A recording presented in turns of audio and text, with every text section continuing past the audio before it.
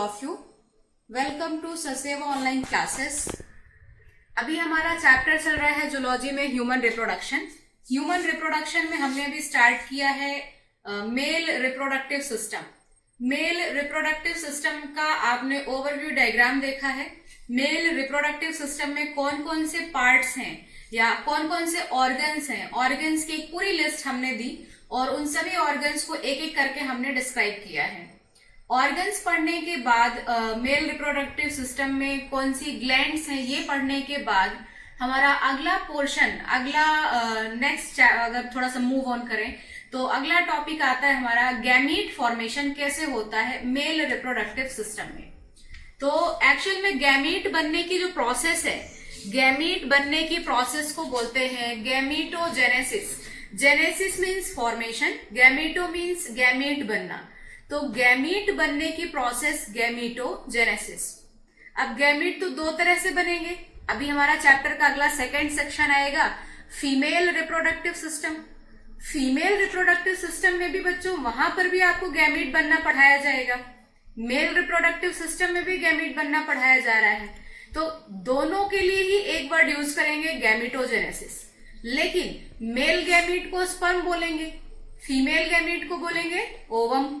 तो स्पर्म का बनना कहलाएगा स्पर्मेटोजेनेसिस. स्पर्म का फॉर्मेशन स्पर्मेटोजेनेसिस. और स्पर्मेटोजेनेसिस कौन करता है? Male reproductive organ, primary sexual organ testis. Testis में कहां पर, कौन से पार्ट में? सेमिनिफेरस ट्यूब्यूल में आपने देखा है. सेमिनिफेरस ट्यूब्यूल में आपने 2 सेल पढ़ी थी, 3 सेल. उनमें से कौन सी सेल करती है? Germ cell. ये पार्ट्स हमने डिस्कस कर लिए हैं लास्ट वीडियोस में, लास्ट लेक्चर्स में.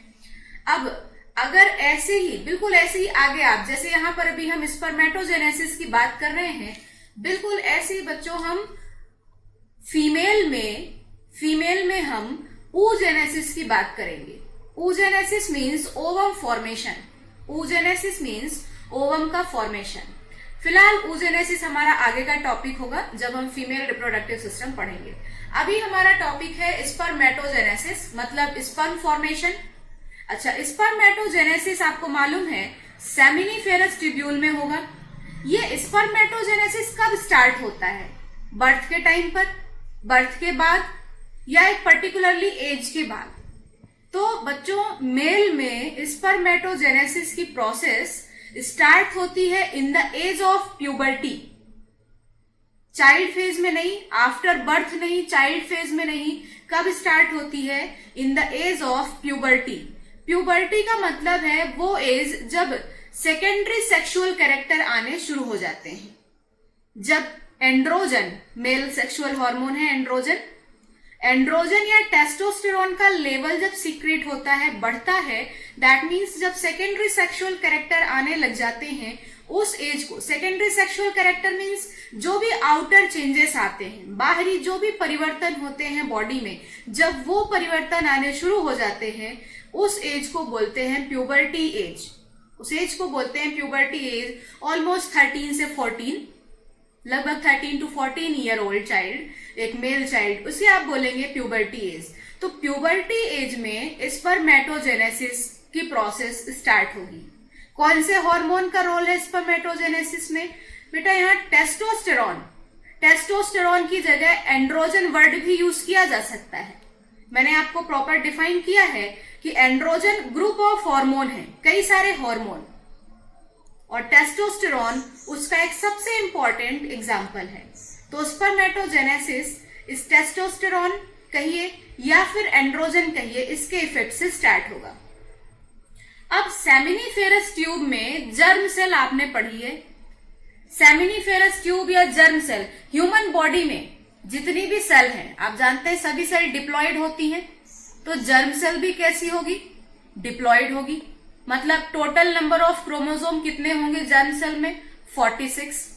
अब जब जर्म सेल को टेस्टोस्टेरोन का लेवल बढ़ा हुआ मिलेगा, टेस्टोस्टेरोन लेवल बढ़ने पर जर्म सेल क्या बनाती है?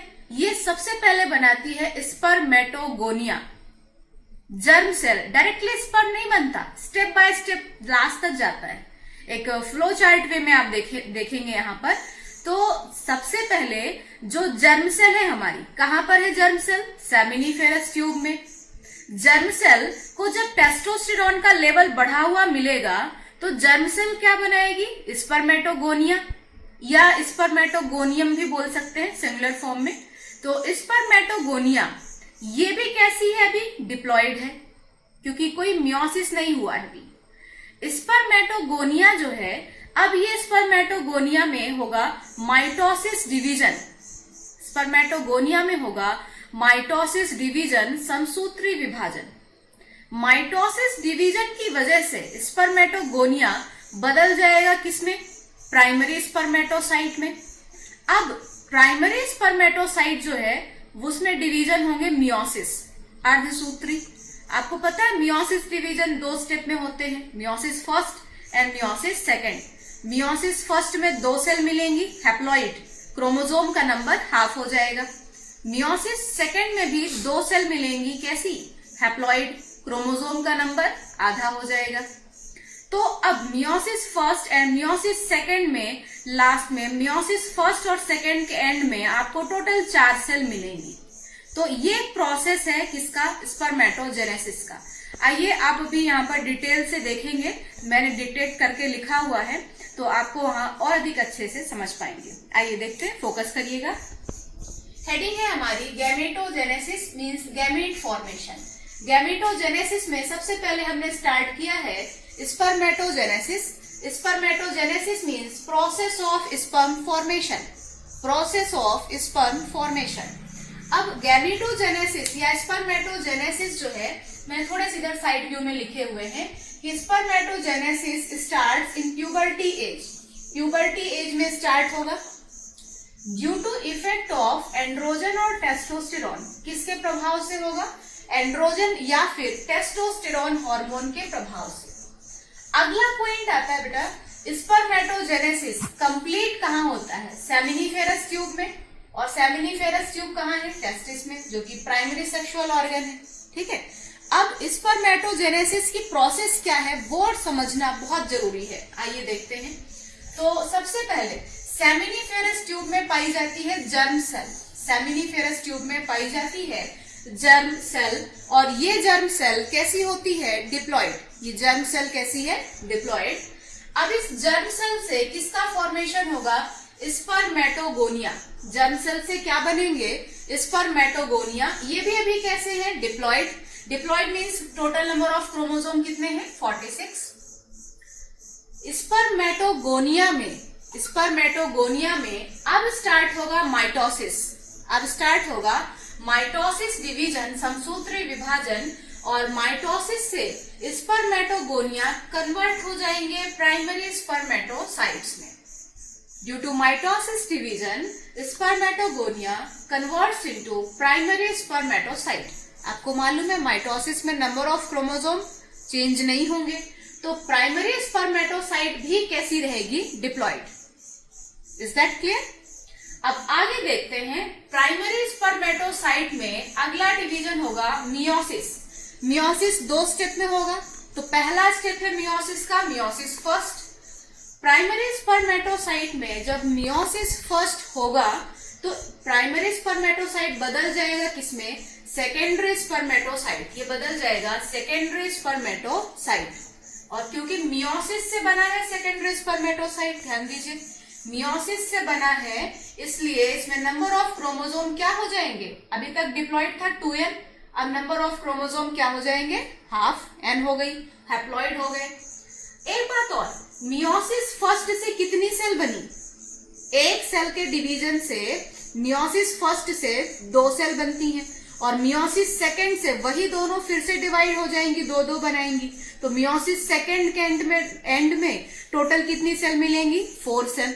तो इसलिए अभी तक अगर आप सिंगल सेल मान के चल रहे थे, तो जब मियोसिस फर्स्ट हुआ तो सेकेंडरी स्पर्मेटोसाइट जो हैप्लॉइड बने, इनका नंबर कितना है? ये मैंने 2 into करके क्या लिखा है? इनका नंबर।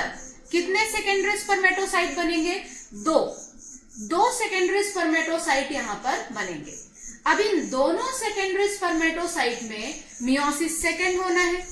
मियोसिस का अगला portion meiosis second. Meiosis second होने से 2 सेल में मियोसिस होगा तो अगली टोटल कितनी सेल बनेंगी? 4 सेल।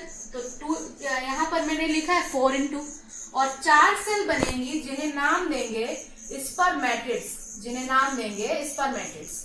और क्योंकि मियोसिस से आप जानते हैं मियोसिस से बनने वाली सेल्स में नंबर ऑफ क्रोमोसोम क्या हो गए? हाफ।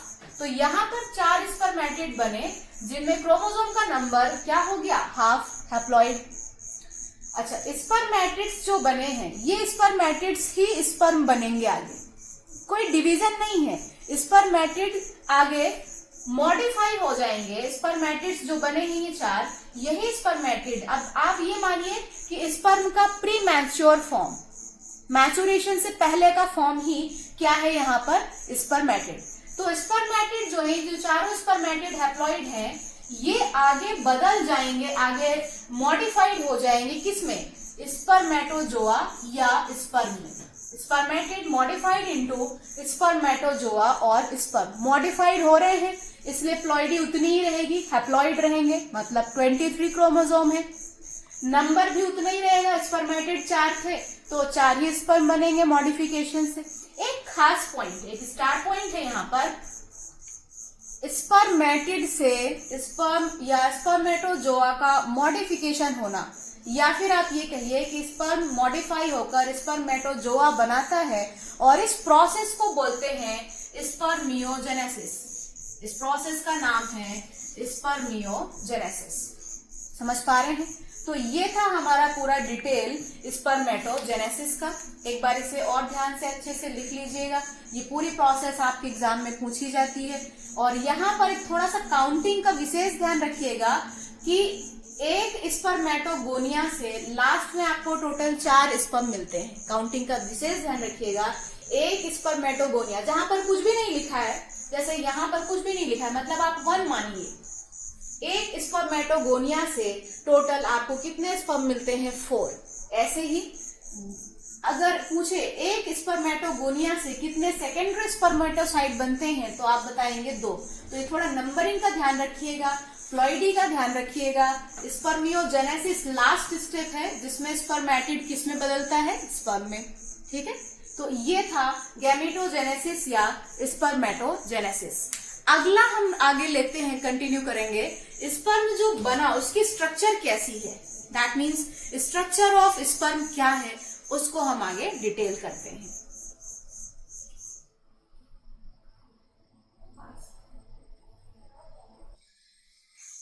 तो बच्चों अगला टॉपिक है हमारा स्ट्रक्चर ऑफ स्पर्म। अभी आपने स्पर्मेटोजेनेसिस देखा, स्पर्मेटोजेनेसिस में जो स्पर्म बने हैं उनका स्ट्रक्चर कैसा होता है ये देखते हैं। आइए देखते हैं। तो हेडिंग है हमारी स्ट्रक्चर ऑफ स्पर्म। हेडिंग है हमारी स्ट्रक्चर ऑफ स्पर्म। जब आप स्पर्म का स्ट्रक्चर देखेंगे तो आपको इसमें मेनली 3 या 4 पार्ट्स बोल सकते हैं। 4 पार्ट्स मिलने वाले हैं। कौन कौन से 4 पार्ट्स हैं?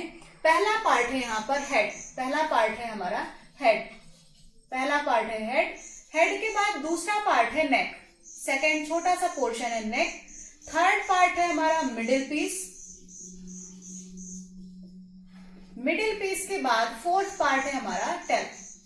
दैट मीन्स स्पर्म के स्ट्रक्चर में ये टोटल 4 पार्ट रहेंगे, हेड, नेक, मिडिल पीस और टेल। अच्छा, अगर आप एक नॉर्मल स्पर्म के साइज की बात करें तो स्पर्म का साइज होता है लगभग 55 से 65 माइक्रोन। अबाउट कितना साइज होता है? लगभग 55 माइक्रोन से 65 माइक्रोन। ये एक नॉर्मल स्पर्म का साइज रहता है, 55 से 65 माइक्रोन या माइक्रोमीटर साइज होता है स्पर्म का। अब इनमें से कौन कौन से पार्ट में क्या क्या है थोड़ा डिटेल से देखेंगे। सबसे पहला पार्ट है हमारा हेड। पहला पोर्शन है हेड। हेड का साइज है 5 माइक्रोन। हेड का साइज है 5 माइक्रोन। अच्छा, ये साइज आपको प्रॉपर याद करने की जरूरत नहीं है, एनसीईआरटी ने मेंशन नहीं किया तो आप ज्यादा लोड मत लीजिएगा। हेड में साइज है 5 माइक्रोन। ये इतना पोर्शन जो आप ये देख रहे हैं लगभग ट्रायंगुलर शेप का एक हेड है, ये इतना सेक्शन यहां तक हेड है। ओवरऑल पूरा जो स्पर्म है वो प्लाज्मा मेम्ब्रेन से कवर रहता है एज नॉर्मली। जैसे बाकी की सभी सेल्स सेल मेम्ब्रेन या प्लाज्मा मेम्ब्रेन से कवर रहती हैं, बिल्कुल वैसे ही स्पर्म भी हमारा प्लाज्मा मेम्ब्रेन से कवर है। तो यहाँ ब्लैक कलर कलर की जो ये आउटलाइनिंग देख रहे हैं, ये क्या है? It is plasma membrane. Plasma membrane के अंदर हेड वाले भाग में दो मेन पोर्शन है, प्लीज फोकस। दो मेन पोर्शन है, एक आप ब्लू कलर से देख पा रहे होंगे।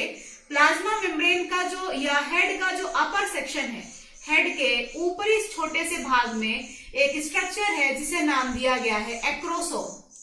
हेड में प्लाज्मा मेम्ब्रेन की कवरिंग है जो कि पूरे स्पर्म में ही है, ठीक है, केवल हेड में नहीं है, पूरे स्पर्म की स्ट्रक्चर में प्लाज्मा मेम्ब्रेन पाया जाएगा। और हेड में एक और स्ट्रक्चर है एक्रोसोम। हेड का जो ऊपरी भाग है, एंटीरियर पार्ट, वहां पर पाया जा रहा है एक्रोसोम। एक्रोसोम के नीचे हेड वाले पोर्शन में ही एक्रोसोम के नीचे पाया जाता है न्यूक्लियस। यानी हेड वाले भाग में दो मेन स्ट्रक्चर, हेड का जो अपर सेक्शन है, अपर सेक्शन में है एक्रोसोम, और एक्रोसोम के नीचे का जो भी पूरा अंदर का स्पेस रहेगा वो कौन ऑक्यूपाई करेगा? न्यूक्लियस। और हेड के न्यूक्लियस में क्या होंगे? क्रोमोसोम होंगे, जेनेटिक मटेरियल। और कैसा क्रोमोसोम होगा? Haploid set of chromosome. आपने देखा है तो न्यूक्लियस में ये हैप्लॉइड सेट ऑफ क्रोमोसोम यहाँ पर दिखाई देते हैं, ठीक है। हेड के बाद अगला सेक्शन है नेक। हेड के बाद अगला सेक्शन है नेक। बहुत ही छोटा सा सेक्शन है नेक, 0.3 माइक्रोन, बहुत छोटा सा। एक्चुअल में हेड को बाकी के अगला जो मिडिल सेक्शन है, और मिडिल सेक्शन को हेड से जोड़ने के लिए एक छोटी सी कनेक्टिंग स्ट्रक्चर है नेक। नेक को आप क्या बोलेंगे? Connecting structure between head and middle piece, ठीक है। इस नेक वाले भाग में यहाँ पर प्लीज अगर आप थोड़ा ज्यादा ध्यान से देखेंगे तो एज्यूम करिएगा, यहाँ पर मैंने ड्रॉ भी किया है, इस नेक वाले सर्कल में दो छोटे छोटे ब्लू कलर के डॉट्स दिखाए गए हैं। दो छोटे छोटे ब्लू कलर के डॉट्स हैं। इन ब्लू कलर के डॉट्स को बोलते हैं सेंट्रियोल हैं। ये ब्लू कलर के डॉट्स हैं सेंट्रियोल। दोनों का नाम है, सॉरी, इनके नाम है प्रॉक्सिमल सेंट्रियोल और डिस्टल सेंट्रियोल। मतलब नेक वाले पोर्शन में वन पेयर ऑफ सेंट्रियोल हैं जिन्हें नाम दिया जाता है प्रॉक्सिमल एंड डिस्टल सेंट्रियोल। समझ पा रहे हैं क्या? अब नेक वाले पोर्शन से एक अगला सेक्शन अराइज हो रहा है। नेक वाले सेक्शन से के बाद ये छोटा सा हेड था यहाँ तक, बीच में नेक, नेक के बाद ये यहाँ तक का पूरा पोर्शन, इस पार्ट को बोलते हैं मिडिल पीस। इस पार्ट को बोलेंगे मिडिल पीस। और आप ध्यान से देखिए, मिडिल पीस में स्पाइरली कुछ इस तरह से, ऐसे फिर इस तरह से स्पाइरली अरेंज माइटोकॉन्ड्रिया है। मिडिल पीस में स्पाइरली अरेंज माइटोकॉन्ड्रिया है, और स्पाइरली अरेंज माइटोकॉन्ड्रिया को नाम देते हैं निबेनकर्न शीथ। बुक में ये वर्ड यूज नहीं हुआ है निबेनकर्न शीथ, बुक में ये वर्ड यूज हुआ है न्यूमेरस ऑफ माइटोकॉन्ड्रिया। एनसीईआरटी ने यूज किया है कि मिडिल पीस में बहुत सारे नंबर में माइटोकॉन्ड्रिया पाए जाते हैं। मिडिल पीस में बहुत सारे माइटोकॉन्ड्रिया हैं, और ये माइटोकॉन्ड्रिया कैसे अरेंज हैं? स्पाइरली अरेंज हैं। और ये जो स्पाइरली अरेंज होकर शीथ बनाते हैं उसे नाम देते हैं बच्चों निबेनकर्न शीथ। उसे नाम देंगे निबेनकर्न शीथ। और आप जानते हैं माइटोकॉन्ड्रिया क्या है? ATP house, power house. इसलिए स्पर्म की मूवमेंट में जो भी एनर्जी चाहिए वो एनर्जी का सोर्स है ये माइटोकॉन्ड्रिया या निबेनकर्न शीथ। ठीक है बच्चों, ध्यान से देखिए, मिडिल पीस के बाद वापस से एक छोटा सा सर्कल आया है, और ये फिर से क्या है? सेंट्रियोल, जिसका नाम है रिंग सेंट्रियोल। और आप ये बोल सकते हैं कि रिंग सेंट्रियोल के थ्रू, रिंग सेंट्रियोल एक माध्यम है जो मिडिल पीस को अगला जो पतला सेक्शन आपको दिखाई दे रहा है, लंबा सेक्शन, टेल से जोड़ता है। तो मिडिल पीस जिसमें माइटोकॉन्ड्रिया है, मिडिल पीस के बाद सेंट्रियोल जिसे नाम देंगे रिंग सेंट्रियोल, और रिंग सेंट्रियोल के बाद एक लंबी सी जो पूंछ आपको दिखाई दे रही है जिसे हमने नाम दिया है टेल। और टेल की साइज क्या है? 50 से 55 माइक्रोन। तो आप समझ पा रहे होंगे कि ये जो हमारा स्ट्रक्चर ऑफ स्पर्म का जो 55 से 65 माइक्रोन साइज है, उसमें सबसे ज्यादा बड़ा पार्ट कौन सा है? तो सबसे ज्यादा बड़ा पार्ट है टेल, फिर हेड और मिडिल पीस, और सबसे छोटा साइज का पार्ट है नेक। बच्चों एनसीईआरटी ने सेंट्रियोल कहीं भी यूज नहीं किए हैं, उसने ये मेंशन नहीं किया है कि नेक में 1 पेयर सेंट्रियोल होते हैं, तो यहां पर मैंने थोड़ा डिटेल दे दिया है। उसने ये भी मेंशन नहीं किया है बच्चों कि मिडिल पीस और टेल के बीच में भी एक सेंट्रियोल होता है, रिंग सेंट्रियोल। ये रिंग सेंट्रियोल की बात नहीं की गई है, प्रॉक्सिमल और डिस्टल सेंट्रियोल की बात नहीं की गई है। क्या क्या बताया गया है कि हेड पार्ट में प्लाज्मा मेम्ब्रेन की कवरिंग, हेड में 2 मेन स्ट्रक्चर, हेड के ऊपर में छोटा सा भाग है एक्रोसोम, ट्रायंगुलर शेप एक्रोसोम, और हेड का मैक्सिमम पार्ट है न्यूक्लियस। न्यूक्लियस में हैप्लॉइड क्रोमोसोम होंगे। देन हेड के बाद अगला पार्ट आएगा नेक। नेक क्या करेगा, हेड और मिडिल पीस को जोड़ेगा। मिडिल पीस में न्यूमेरस ऑफ माइटोकॉन्ड्रिया है, उसने निबेनकन शीथ वर्ड यूज नहीं किया है, न्यूमेरस ऑफ माइटोकॉन्ड्रिया, और ये स्पाइरली अरेंज माइटोकॉन्ड्रिया की जो लेयर बनेगी इसे बोलेंगे निबेनकन शीथ, इसे बोलेंगे निबेनकन शीथ। देन उसके बाद मिडिल पीस के बाद अगला पॉइंट आएगा टेल। मिडिल पीस के बाद अगला सेक्शन आएगा टेल। अब आइए इन सब पार्ट्स के जो भी स्ट्रक्चर्स हैं हमारे, इनका काम देख लेते हैं एक एक करके। डायग्राम देखने के बाद एक एक करके इनके काम। तो सबसे पहले हम देखते हैं हेड पार्ट। पहला पॉइंट है हमारा हेड पार्ट। हेड में क्या क्या स्ट्रक्चर है, एक है एक्रोसोम, ध्यान से देखिएगा, एक स्ट्रक्चर है एक्रोसोम। एक्रोसोम एक्चुअल में गोल्जी बॉडी का, एक्रोसोम गोल्जी बॉडी का मॉडिफिकेशन है। Golgi body modification, Golgi body के मॉडिफिकेशन से बनी हुई स्ट्रक्चर होती है एक्रोसोम। यहां पर क्या पाया जाता है, यहां पर बहुत सारे एंजाइम्स होते हैं। एक्रोसोम के अंदर एंजाइम्स होते हैं, और एक्रोसोम के ये एंजाइम्स किसमें हेल्प करते हैं बच्चों, ये हेल्प करते हैं जब स्पर्म ओवम के कांटेक्ट में आता है। जब स्पर्म ओवम के कांटेक्ट में आएगा तो ओवम के बाहर की जो मेम्ब्रेन है, ओवम के बाहर की मेम्ब्रेन को तोड़ने में, ओवम के बाहर की मेम्ब्रेन को तोड़ने में ये जो एक्रोसोमल एंजाइम्स है ये हेल्प करते हैं। तो ये हो गया हेड में एक्रोसोम। एक्रोसोम के अलावा हेड में और क्या है, हेड में है न्यूक्लियस। और न्यूक्लियस का काम क्या है, न्यूक्लियस में एज यूजुअल न्यूक्लियस में जेनेटिक मटेरियल होंगे, न्यूक्लियस में सिर्फ क्रोमोसोम होंगे, haploid set of chromosome. Head के बाद अगला सेक्शन आता है नेक। हेड के बाद अगला पार्ट आता है हमारा नेक। नेक का काम क्या है, सिर्फ और सिर्फ कनेक्ट करना। किसको कनेक्ट करना, हेड को मिडिल पीस से कनेक्ट करना, हेड को मिडिल पीस से जोड़ना, ये काम है नेक का। बच्चों अगला सेक्शन है हमारा मिडिल पीस। मिडिल पीस में आप जानते हैं क्या है, माइटोकॉन्ड्रिया। तो माइटोकॉन्ड्रिया क्या देंगे, माइटोकॉन्ड्रिया स्पर्म मूवमेंट में एनर्जी सोर्स है। स्पर्म मूवमेंट में एनर्जी सोर्स का काम करेंगे मिडिल पीस के ये माइटोकॉन्ड्रिया। और सबसे लास्ट पार्ट है हमारा टेल।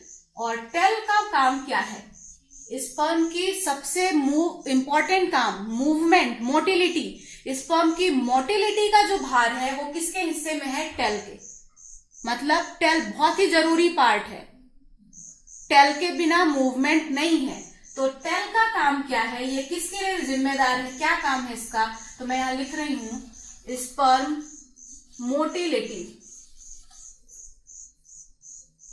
स्पर्म मोटिलिटी या स्पर्म मूवमेंट के लिए टेल जिम्मेदार है। और इस मोटिलिटी के लिए एनर्जी कहां से आएगी, मिडिल पीस के माइटोकॉन्ड्रिया से। और नेक वाले काम का, नेक सेक्शन का काम क्या है, केवल जोड़ना। हेड में जो न्यूक्लियस है वहां पर क्या है, जेनेटिक मटेरियल। एक्रोसोम में गोल्जी बॉडी का मॉडिफिकेशन है, और एक्रोसोम में क्या है, एंजाइम्स।